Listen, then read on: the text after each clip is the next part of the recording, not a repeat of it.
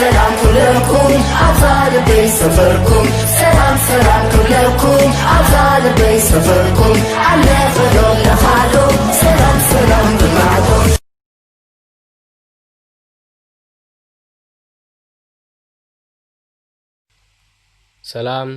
سلام كبرات خاتلتي حبيمتنا خميت خونو أنا إزغابير مسكن سلام عليكم سخمون أبزل لكمو سلام كتلو بعد ملو تسفع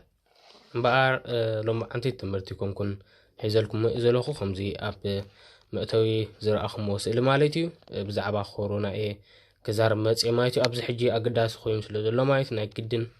تعامي أقداس خويم سلو نسو حيزلكم ماتي زلوخو بزعبي خزار مالتيو امبار انتايو إلى زلو أزناي منجستي نايز عاد منجستي حقتها تأهاتي له مالتي عبلت عصرت سلسة ورح عصرت خلش عن إسران بقيمة مالي مالتي عبز عادي مجلسي هبنيرو مالتي مجلس هاول مهنا دمان تأي ببزح حمومات كورونا فيروس كان معلتنا معلتي بستعاد أف ملك انداوسخو سلسة خيزلو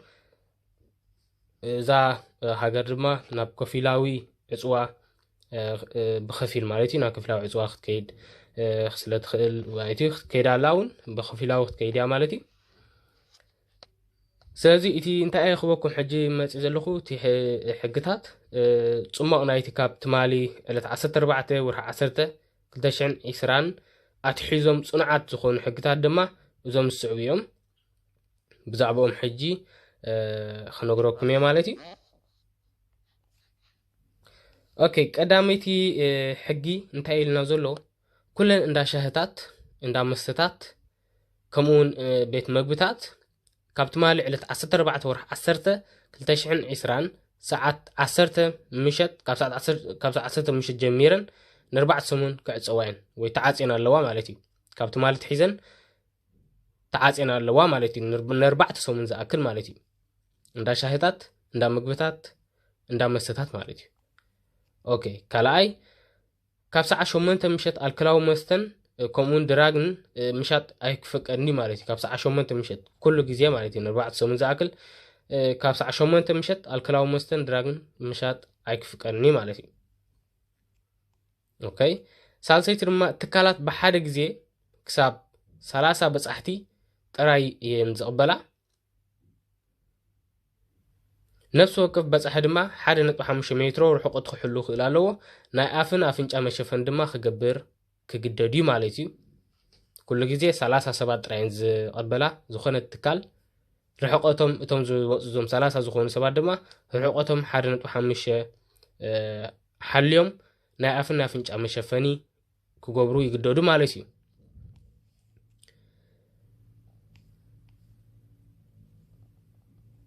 اوكي ሳልሳይ ድማ እንታይ ኢልና ዘሎ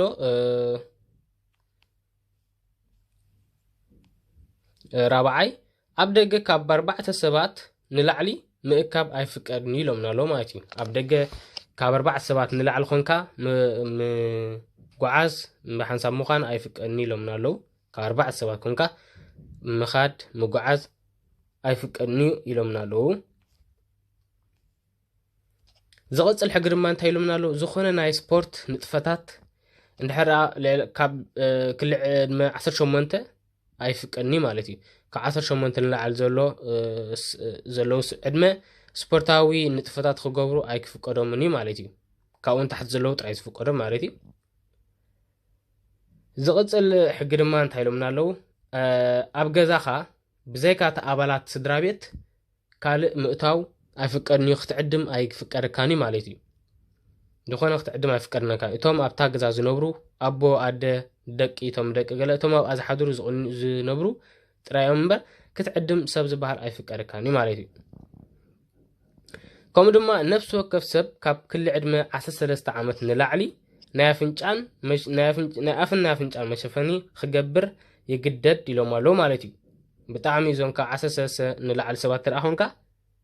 ናይ ኣፍንጫን መሸፈኒ ክትገብር ኣለካ ኢሎም ኣለዉ ማለት እዩ ዝቕፅል ድማ እንታይ ኢሎምና ኣለዉ ኣባየት ትምህርቲ ከም ዘለዎ ክፉታት ክኾና ኣይክዕፅዋንን ብዘይካ ኣብ መባእታ ቤት ትምህርቲ ዘለዉ ተምሃሮ ማይቶም ኣብ መባእታ ቤት ትምህርቲ ዘለዉ ኣብ ፈምቢኦ ዝበሃል ሃቢኤስ በሃል ኤምቢኤ ዘለው ተማሃሮ እንታይ አም ዝገብሩሰም ካብታ ክላስ ኣብታ ኮፍ ኢሎም ላ ዘለው ክላስ ወፃኢ ናይ ኣፍንጫን ኣፍን መሸፈኒ ክገብሩ እዮም ዝግደዱ ክትከይድ ኩላ ካብ ትንቀሳቀሰሉ ብታ ቤት ትምህርቲ እንዳኸድካ ካብታ ተኣትወላ ግዜ ትሒዝካ ናይ ኣፍንጫ ትገብር ክሳብታ ኮፍ ትብል ማለት እዩ ኣብታ ሓራ ኮፍ ኢልካ ክላስካ ኣብኡ ተውፅኦ ትኽእልካ ክትገብሮ ትኽእልካ ዝቃወመካ የለን ፍቑድ እዩ እንድሕር ረኣ ከውፅኤልካ ግን ኮፍ ምስ በልካ ጥራኻ ክተውፅኦ ዘለካ ማለት እዩ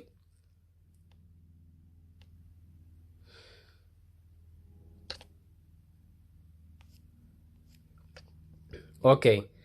ናይ መወዳእታ ድማ እንታይ ኢልና ዘሎ ኣብ መጨረሽታ ድማ እቲ ኩሉ ዜጋ ብኣዝዩ ኣድላይ ዝኾነ ስራሕ እንድሕር ረኣ ዘይኮይኑ እምበር ካብ ገዝኡ ክወፅእ ሲ ኣይፍቀድኒ ማለት እዩ እንድሕር ረኣ ክትውሸብ ጥራይ ዘለካ ምክንያቱ እንታይ እዚ እንድሕር ረኣ ኣገዳሲ ዘይኮይኑ እንድሕር ረኣ ዘይተርፍ ኣለኒ ትብል ተረኣ ኮንካ ኢኻ ትወፅእ ዘለካ እምበር ክትወፅእ የብልካን እዮም ዝብል ዘለዉ ማለት እዩ ምክንያቱ እንታይ እዮም እንድሕር ረኣ ወፂኻ ምስ ሰብ ትራኸበሉ እቲ ምስ ሰብ ትራኸቦ ዕድል ስለ ዝገፍሕ ክትልክም ስለ ትኽእል ወይ ከዓ ክትልከም ስለ ትኽእል ካብ ገዛ ክትወፅእ የብልካን ኢሎም ኣለዉ ማለት እዩ እንታይ እዩ እዚ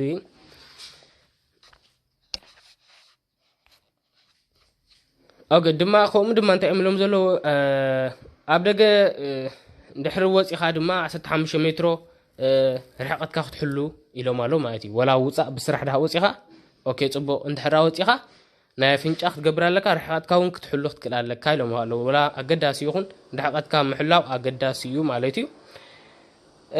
ከምኡውን ኢድካ ብግቡእ ምሕፃብ ብማይን ሳሙናን ክትሕፀቦ ክትክእል ኣለካ ኢሎምና ኣለዉ ማለት እዩ እዚ ኣገዳሲ እዩ ክንገብሮ ዘለና ማለት እዩ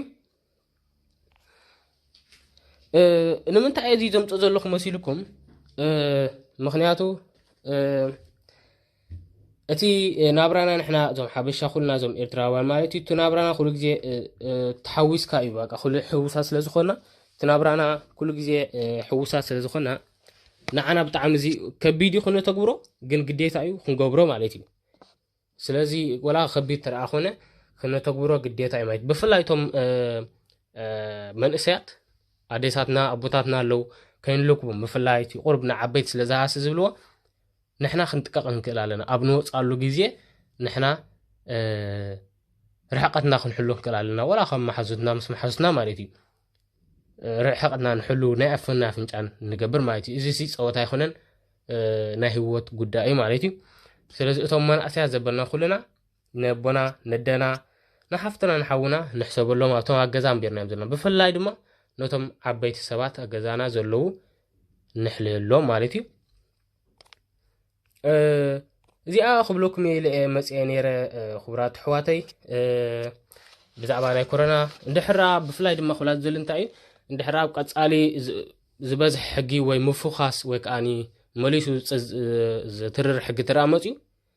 ከውርደልኩም እየ ቀፃሊ ማለት እዩ ከውርደልኩም እየ ተፀበዩን ኢኹም ኣብ ዝመፅእ ማለት እዩ እንድሕር ዝኾነ ሃልዩ ከፍልጠኩም እየ ተስፋ ግብር